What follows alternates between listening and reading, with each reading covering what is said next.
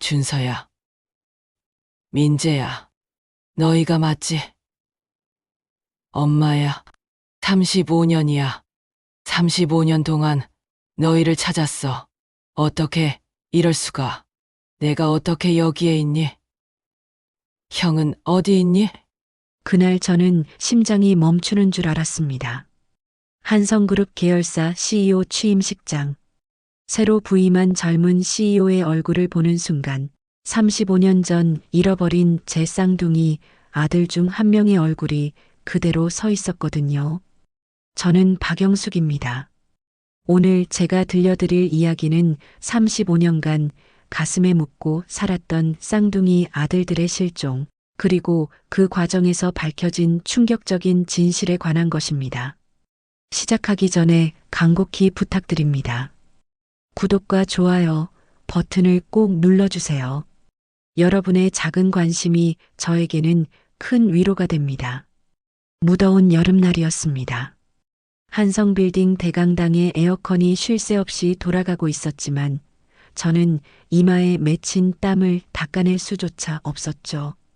오늘은 우리 그룹 계열사의 새로운 CEO가 부임하는 날이었습니다.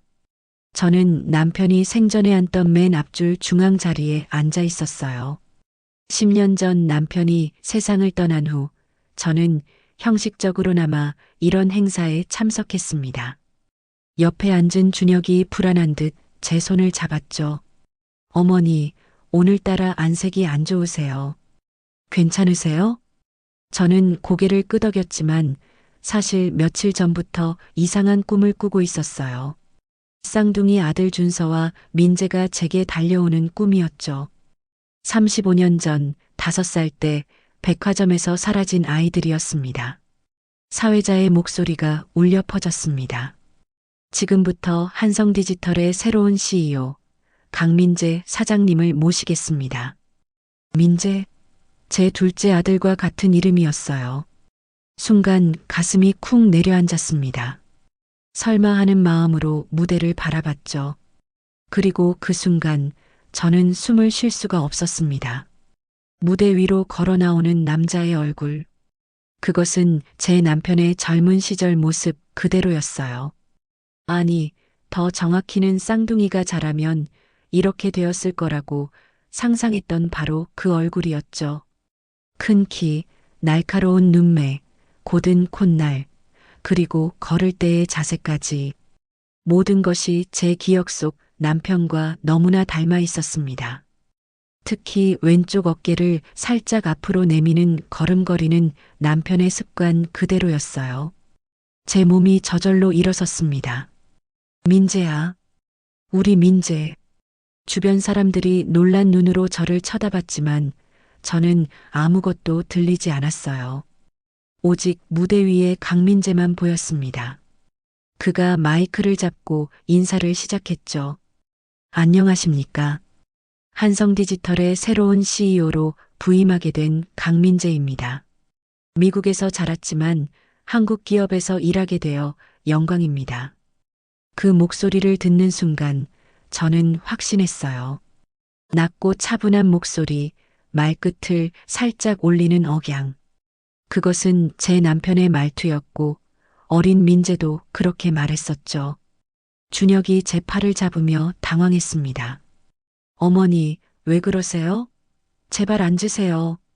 하지만 저는 준혁의 손을 뿌리치고 무대로 다가갔어요. 다리가 후들거렸지만 멈출 수 없었습니다. 35년이라는 세월이 한순간에 사라진 것 같았죠. 강민재와 눈이 마주쳤습니다. 그의 눈에 잠깐 당황한 빛이 스쳤지만 이내 평온을 되찾았어요. 하지만 저는 봤습니다. 그의 왼쪽 어깨 위로 살짝 보이는 점을. 민재에게 있던 바로 그 점이었죠. 그런데 이상한 느낌이 들었어요. 민재를 찾은 기쁨과 동시에 뭔가 빠진 듯한 공허함이 밀려왔습니다. 준서는? 쌍둥이 형 준서는 어디 있는 거지? 회장님 부인, 괜찮으십니까? 비서실장이 달려와 저를 부축했습니다. 저는 떨리는 목소리로 물었어요. 저 사람, 가족이 있나요? 형제는? 비서실장이 당황하며 대답했죠. 미국 양부모님 밑에서 외동으로 자랐다고 들었습니다. 외동이라니. 그럼 준서는 정말 다른 곳에 있는 건가? 아니면 강민재가 연설을 마치고 무대에서 내려왔습니다. 그가 제게 다가오는 모습을 보니 어린 민재가 엄마라고 부르며 달려오던 모습이 겹쳐 보였어요. 부인, 괜찮으십니까? 제가 도와드릴 일이 있으신지요? 정중한 말투였지만 저는 그의 눈에서 묘한 떨림을 포착했습니다. 마치 무언가를 알고 있는 것 같은, 아니면 기억하려 애쓰는 것 같은 그런 눈빛이었죠. 당신, 혹시 쌍둥이였나요? 제 질문에 강민재의 표정이 굳었습니다. 어떻게 아셨습니까? 저는 양부모님께 들었습니다. 어릴 때 쌍둥이 형이 있었다고. 하지만 헤어진 후 소식을 모른다고. 제 눈에서 눈물이 흘러내렸어요. 민재야. 정말 너구나. 엄마야, 민재야. 그 순간 취임식장은 완전히 술렁이기 시작했습니다.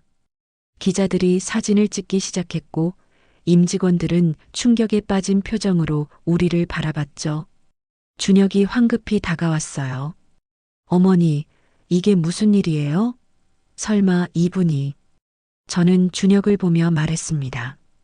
준혁아, 이 사람이 내 형이야. 내 쌍둥이 형 중 한 명인 민재야. 강민재가 믿을 수 없다는 표정으로 저를 바라봤어요. 그럼 제가 정말 한국에서 태어난. 그때 강민재가 갑자기 무언가를 떠올린 듯 주머니에서 낡은 사진을 꺼냈습니다. 양어머니가 주신 건데 제 어릴 때 사진이라고. 사진 속에는 똑같이 생긴 두 아이가 있었어요. 준서와 민재였습니다. 제가 35년 동안 가슴에 품고 있던 바로 그 사진과 똑같은 구도였죠.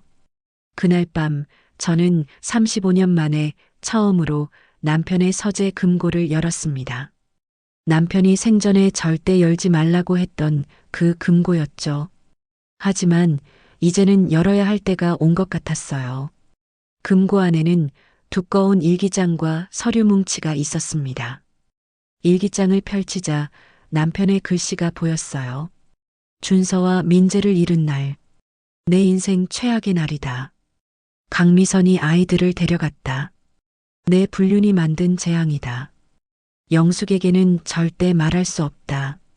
충격적인 내용이었지만 계속 읽어나갔습니다. 남편은 자신의 비서였던 강미선과의 관계, 그리고 그녀가 쌍둥이를 납치한 과정을 상세히 기록해놨더군요. 다음 날 저는 강민재의 모든 자료를 수집하기 시작했어요. 비서실장에게 명령했죠. 강민재 CEO의 모든 기록을 가져오게. 서류를 검토하던 중 이상한 점을 발견했습니다.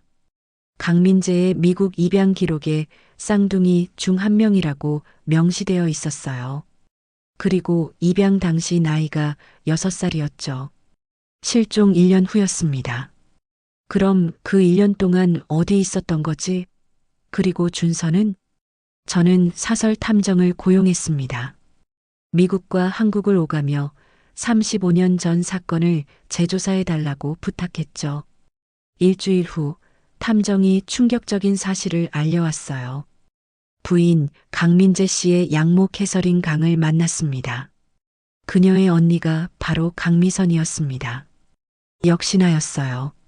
강미선이 쌍둥이를 납치한 후 동생에게 한 명을 맡긴 거였죠. 그럼 준서는요?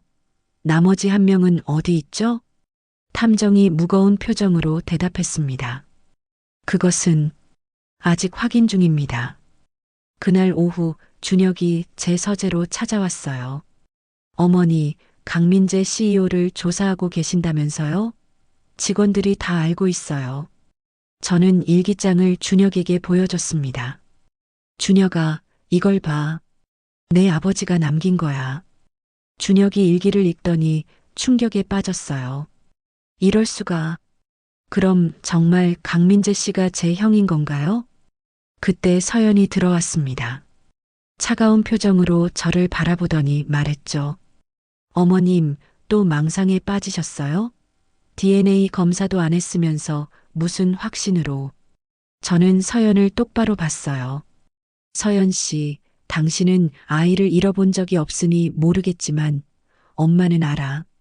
내 아이를. 서연의 얼굴이 잠시 굳었습니다. 사실 그녀는 결혼 5년째 아이가 없었죠. 병원 검사 결과 원인을 알 수 없는 불임이었습니다. 그래도 과학적 증명이 필요해요. 제가 주선할게요. 대신 조건이 있어요. 뭔데? 만약 친자가 아니면 어머님은 정신과 상담을 받으셔야 해요. 저는 망설임 없이 답했습니다. 좋아. 하지만 만약 맞다면? 서연이 잠시 침묵하다가 말했어요. 그럼 제가 어머님께 진심으로 사과드릴게요. 그리고 형님을 제대로 모시겠습니다. 며칠 후 회사 회식 자리가 마련됐습니다. 저는 그 기회를 놓치지 않았죠. 강민재 옆에 앉아 그를 관찰했습니다. 놀라운 건 그의 식습관이었어요. 김치를 먼저 먹고 국물을 한 숟가락 뜬 다음 밥을 먹는 순서. 그것은 제가 쌍둥이에게 가르친 방식이었죠. 심지어 젓가락을 놓는 각도까지 남편과 똑같았습니다. 강 사장님, 한국 음식이 입에 맞으세요? 네, 이상하게 어릴 때부터 한국 음식이 편했어요. 양부모님이 한국 계셔서 그런가 했는데 더 깊은 이유가 있었나 봅니다. 강민재가 저를 바라봤어요. 부인, 저도 DNA 검사를 받고 싶습니다. 제 과거를 알고 싶어요. 그리고 형의 행방도 찾고 싶습니다. 형? 그럼 기억하는 거예요? 어렴풋이? 똑같이 생긴 아이가 옆에 있었던 것 같아요. 그리고 누군가 우리를 부르던 목소리. 엄마라고. DNA 검사를 위해 병원에 가는 날이었습니다. 서연이 직접 모든 것을 주선했죠.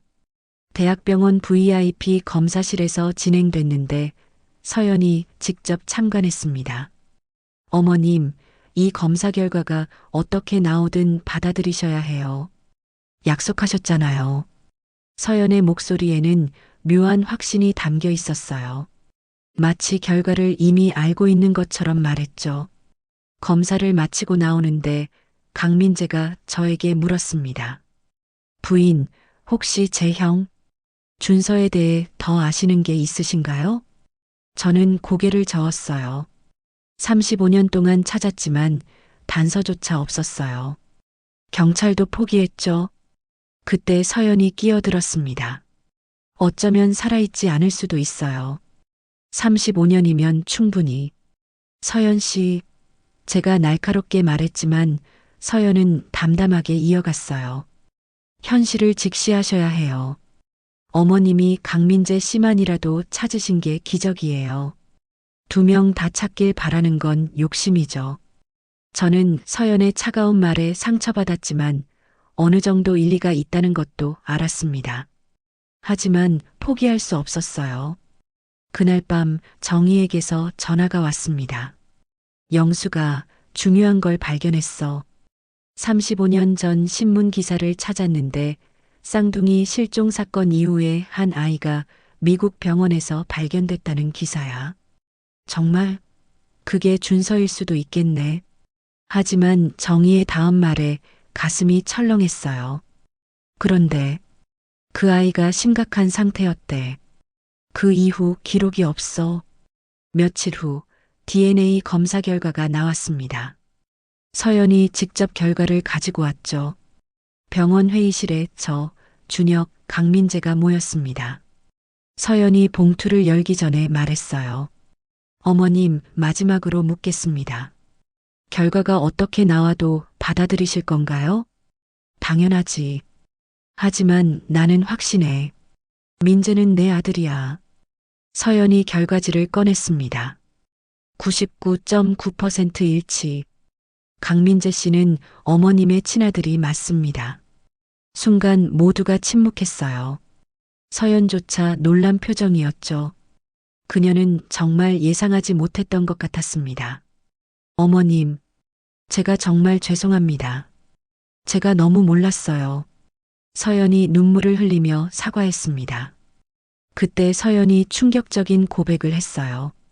사실, 저도 어제 병원에서 검사를 받았어요. 임신 6주래요. 모두가 놀랐습니다. 5년 동안 아이가 없던 서연이 임신이라니. 이제야 알겠어요. 어머님이 왜 그렇게 아드님을 찾으셨는지.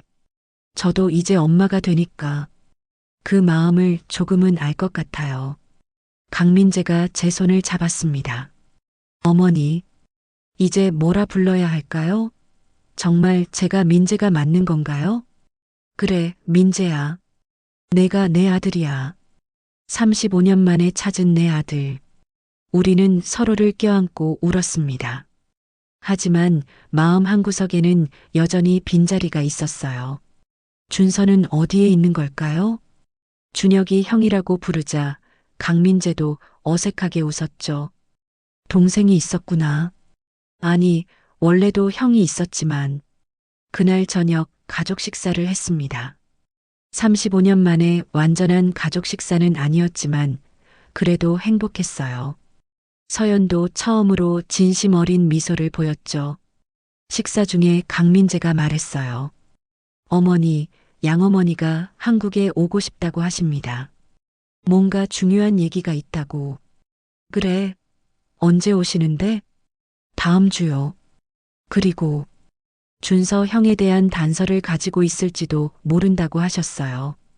DNA 검사 결과가 나온 다음 날 저는 다시 남편의 일기장을 정독했습니다. 그러다 충격적인 내용을 발견했죠. 일기장 뒷부분에 숨겨진 메모였어요. 준서와 민재를 되찾으려면 강미선의 동생을 찾아야 한다. 미국 LA. 하지만 그들이 아이들을 어떻게 나눠 가졌는지 모른다. CCTV 테이프를 최 비서가 보관 중. 최 비서라니. 남편의 오랜 비서실장이었죠. 은퇴한 지 15년이 넘었는데 아직 살아계실까? 저는 즉시 최 비서를 찾기 시작했습니다. 다행히 그는 경기도 양평의 요양원에 계셨어요. 정희가 운영하는 요양원이었죠. 정희야, 혹시 최 비서 아니? 정희가 놀라며 대답했어요. 어떻게 알았어? 맞아, 우리 요양원에 계셔. 가끔 35년 전 일을 중얼거리시는데 저는 준혁, 강민재와 함께 요양원으로 향했습니다. 최 비서는 90세가 넘은 고령이었지만 정신은 맑았어요. 부인, 드디어 오셨군요. 회장님이 언젠가 부인이 오실 거라고. 제가 지켜야 할 것이 있다고 하셨죠. 최 비서가 떨리는 손으로 금고 열쇠를 건넸습니다. 은행 금고에 있습니다. 35년 전 백화점 CCTV 테이프와 또 다른 증거들이. 우리는 즉시 은행으로 갔습니다. 금고를 열자 오래된 VHS 테이프 여러 개와 서류 뭉치가 나왔어요. 요양원으로 돌아와 테이프를 재생했습니다. 화질은 좋지 않았지만 충격적인 장면이 담겨 있었죠. 강미선이 쌍둥이를 데리고 가는 모습이 선명했습니다. 그런데 이상한 점이 있었어요. 그녀 옆에 또 다른 여자가 있었고 그 여자가 한 아이를 안고 있었죠. 최 비서가 설명했습니다. 그 여자가 강미선의 동생입니다. 그들은 처음부터 쌍둥이를 나눠 갖기로 했던 것 같아요. 그럼 누가 준서고 누가 민재죠? 최 비서가 화면을 가리켰어요. 왼쪽 아이가 준서, 오른쪽이 민재입니다. 준서는 오른손잡이, 민재는 왼손잡이였죠. 강민재가 놀라며 말했어요. 저는 왼손잡이예요. 그럼 제가 정말 민재. 그때 서연이 뭔가를 발견했습니다. 잠깐, 이 장면 보세요. 한 아이가 다쳤어요. 화면을 자세히 보니 강미선이 안고 있던 아이가 유리문에 부딪혀 이마에서 피가 났습니다. 그 아이가 준서였어요. 최 비서가 무거운 목소리로 말했습니다. 그 이후 준서 도련님은 미국 병원으로 긴급 후송됐다고 들었습니다. 하지만 뭐요? 제가 다급하게 물었어요. 강미선이 준서 도련님을 포기했다는 소문이 있었습니다. 병원비를 감당할 수 없었다고. 저는 충격에 몸을 가누지 못했습니다. 그럼 준서는 미국 병원에 버려진 건가요? 강민재가 결심한 듯 말했어요. 제가 양어머니께 확인해 보겠습니다. 분명 뭔가 아실 거예요. 그날 밤 강민재는 양어머니와 긴 통화를 했습니다. 그리고 충격적인 사실을 알게 됐죠. 어머니, 양어머니가 그러시는데 언니가 또 다른 아이를 병원에 두고 왔다고 했답니다. 너무 아파서 살 가망이 없다고. 그럼 준서는 죽은 건가요? 제 목소리가 떨렸어요. 아니요. 양어머니가 병원에 확인해 봤는데 그 아이는 다른 가족에게 입양됐다고 합니다. 건강을 회복한 후에요. 희망이 생겼습니다. 준서가 살아있을 수도 있다는 희망이. 일주일 후 강민재의 양어머니 캐서린이 한국에 도착했습니다. 공항에서 만난 그녀는 60대 초반의 우아한 여성이었어요. 하지만 그녀의 눈에는 깊은 죄책감이 서려 있었죠. 우리는 집으로 모셨습니다. 거실에 온 가족이 모였어요. 저와 준혁, 서연, 강민재, 그리고 캐서린이 둘러앉았습니다. 캐서린이 먼저 입을 열었어요. 죄송합니다. 35년 동안 이 비밀을 지켜온 것에 대해 이제는 모든 것을 말씀드려야 할 때인 것 같아요. 그녀는 낡은 서류 봉투를 꺼냈습니다. 안에는 두 아이의 미국 입국 서류가 있었어요. 언니가 두 아이를 데리고 왔어요. 하나는 제게 맡기고 다른 하나는 병원에 입원시켰죠. 그 아이가 너무 아팠거든요. 그 아이가 준서였나요? 네. 언니는 준서를 포기했어요. 병원비도 못 내고 도망갔죠. 하지만 저는 그 아이를 찾아갔어요. 모두가 숨을 죽이고 들었습니다. 준서는 기적적으로 회복했어요. 그리고 한 미국인 부부에게 입양됐죠. 저는 그 가족과 연락을 유지했습니다. 그럼 준서가 어디 있는지 아세요? 제가 다급하게 물었어요. 캐서린이 눈물을 흘리며 대답했습니다. 3년 전까지는 살아 있었어요. 하지만 교통사고로 세상을 떠났습니다. 37세였어요. 저는 그 자리에서 무너져 내렸습니다. 35년을 기다렸는데 준서는 이미 3년 전에 세상을 떠났다니. 캐서린이 사진 한 장을 꺼냈어요. 이게 준서의 마지막 사진입니다. 가족과 함께 찍은. 사진 속 준서는 강민재와 똑같이 생겼지만 이마에 옅은 흉터가 있었어요. 35년 전 사고의 흔적이었죠. 그 옆에는 아내와 두 아이가 있었습니다. 준서도 가족이 있었구나. 행복했구나. 네, 매우 행복했어요. 의사가 되었고 봉사활동도 많이 했죠. 그리고 캐서린이 또 다른 봉투를 꺼냈어요. 준서가 죽기 전에 남긴 편지예요. 한국의 가족을 찾고 있었어요. DNA 검사도 등록했었죠. 편지를 읽었습니다. 저는 제가 한국에서 태어났다는 것을 알고 있습니다. 그리고 쌍둥이 동생이 있다는 것도요. 언젠가는 만날 수 있기를 바랍니다. 엄마, 아빠, 보고 싶어요. 모두가 울었습니다. 준서도 우리를 찾고 있었던 거예요. 캐서린이 말을 이었어요. 준서의 아내와 아이들이 한국에 오고 싶어 해요. 할아버지, 할머니를 만나고 싶다고. 정말요? 준서의 가족이 다음 달에 올 예정이에요. 준서가 못다한 만남을 대신하고 싶다고 했어요. 강민재가 제 손을 잡았습니다. 어머니, 형이 저보다 먼저 좋은 곳으로 갔지만 가족을 남겼어요. 우리가 그 가족을 지켜야죠. 서연도 눈물을 닦으며 말했어요. 어머님, 이제 대가족이 되겠네요.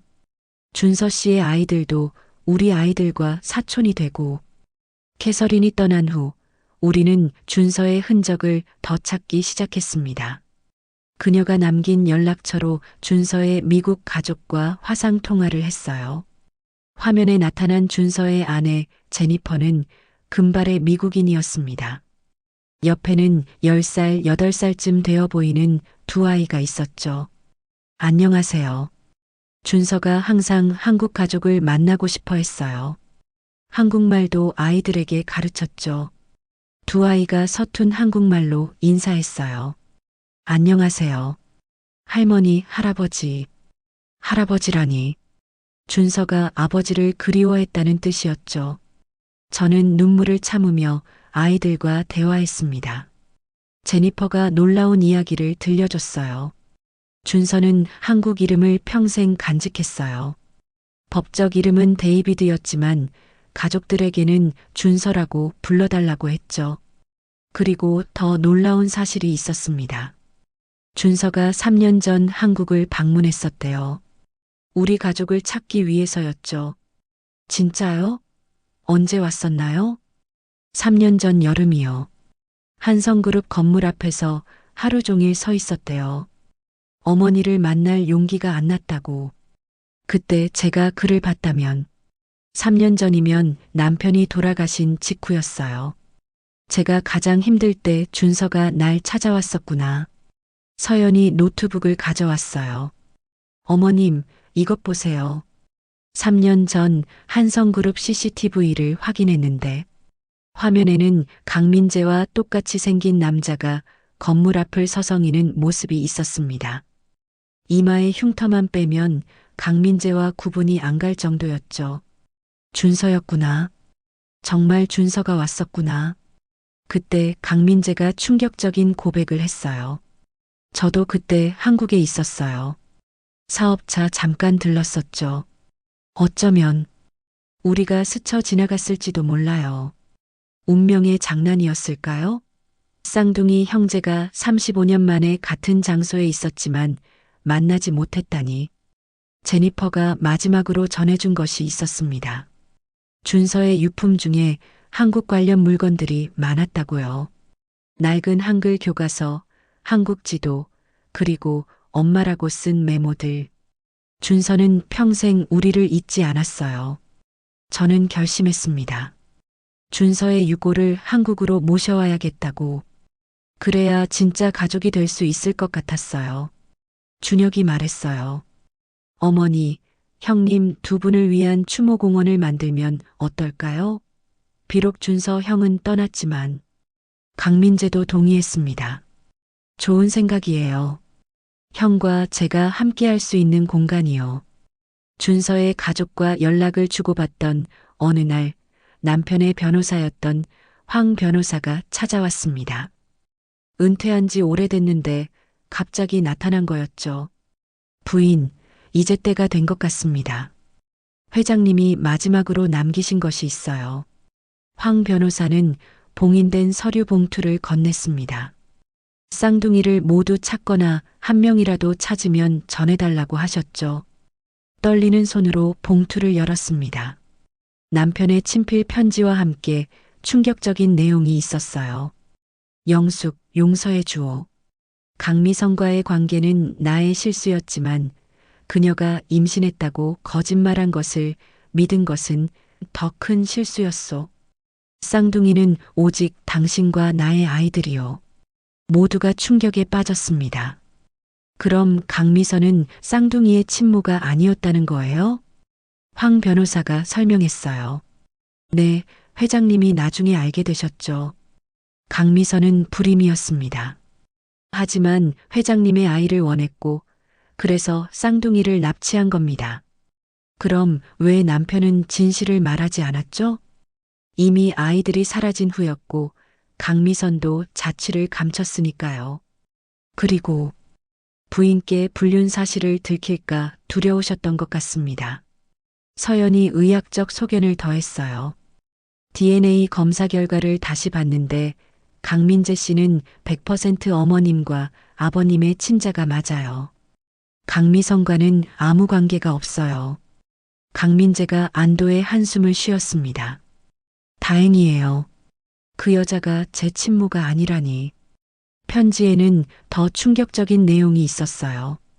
준서와 민재를 위해 신탁기금을 만들어 두었소. 35년 동안 불려온 금액이 상당할 거요. 두 아이가 돌아오면, 아니 한 명이라도 돌아오면 물려주시오. 황 변호사가 서류를 보여줬습니다. 현재 가치로 500억이 넘는 금액이었어요. 이 돈은 아이들을 찾기 위해 모든 것을 걸었던 남편의 마지막 선물이었죠. 강민재가 말했어요. 이 돈은 준서 형의 가족과 나눠야 해요. 형의 아이들에게도 권리가 있어요. 준혁도 동의했습니다. 맞아요. 우리는 이미 충분히 가졌으니 조카들에게 가야죠. 그때 또 다른 충격적인 사실이 밝혀졌습니다. 황 변호사가 마지막 서류를 꺼냈어요. 그리고 회장님은 강미선의 동생 캐서린 씨에게도 감사의 뜻으로 일정 금액을 남기셨습니다. 비록 납치범의 동생이지만 민재를 지켜준 것에 대한 보답이라고. 남편은 모든 것을 알고 있었던 거예요. 그리고 용서했던 거죠. 한 달 후 준서의 가족이 한국에 도착했습니다. 공항에서 만난 제니퍼와 두 아이는 생각보다 밝고 건강해 보였어요. 큰아이 매튜가 한국말로 인사했습니다. 할머니, 아빠가 항상 할머니 얘기했어요. 보고 싶다고요. 저는 아이들을 꼭 안았습니다. 준서의 체온이 느껴지는 것 같았어요. 우리는 먼저 남편의 묘소로 갔습니다. 준서의 유골함도 함께 모셔왔죠. 35년 만에 부자 상봉이었습니다. 아버지, 준서가 돌아왔어요. 늦었지만 이제야 왔네요. 제니퍼가 준서의 유품을 꺼냈어요. 낡은 곰 인형이었습니다. 준서가 평생 간직했대요. 어릴 때부터 가지고 있던 거라고. 저는 그 인형을 알아봤습니다. 제가 쌍둥이에게 사준 똑같은 인형 중 하나였어요. 민재의 것은 토끼였는데 강민재가 놀라며 말했어요. 저도 토끼 인형을 아직 가지고 있어요. 양어머니가 제가 처음부터 가지고 있었다고.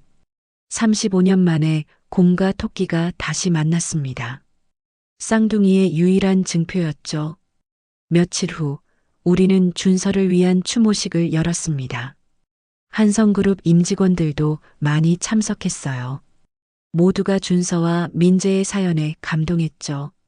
서연이 임신 7개월의 몸으로 추도사를 읽었습니다. 형님, 비록 만나지 못했지만 당신은 영원한 우리 가족입니다. 당신의 아이들을 저희가 잘 키우겠습니다. 강민재도 형을 위한 편지를 낭독했어요. 형, 우리가 35년 동안 서로를 그리워했다는 걸 이제야 알았어. 비록 이 생에서는 놓쳤지만 내 아이들을 통해 우리는 다시 만날 거야. 추모식이 끝난 후 우리는 새로운 가족 사진을 찍었습니다. 저를 중심으로 준혁, 서연, 강민재, 제니퍼, 그리고 아이들까지. 준서는 없었지만 그의 빈자리는 사랑으로 채워졌어요. 6개월이 지난 지금 우리 가족은 더욱 단단해졌습니다. 강민재는 한성그룹의 부회장이 되었고 준혁과 함께 회사를 이끌고 있어요. 서연은 건강한 딸을 낳았습니다. 이름은 준이. 준서의 준자를 따서 지었죠. 제니퍼와 아이들은 한국과 미국을 오가며 지냅니다. 매튜와 소피는 한국말도 많이 늘었어요.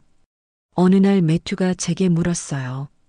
할머니, 아빠가 살아있었다면 얼마나 좋았을까요? 저는 매튜를 안으며 답했습니다. 아빠는 너희들 속에 살아있단다. 그리고 우리 마음 속에도 영원히 살아있어. 이제 저는 압니다. 가족이란 단순히 혈연으로만 이어진 게 아니라는 걸. 35년의 기다림, 그리고 준서가 남긴 선물인 그의 가족까지. 모두가 운명이 만들어준 진짜 가족이었어요. 제 긴 이야기를 들어주셔서 감사합니다. 35년을 기다려 한 아들은 작고 한 아들은 그의 가족을 통해 만난 이야기였습니다. 마지막으로 간절히 부탁드립니다. 구독과 좋아요를 꼭 눌러주세요.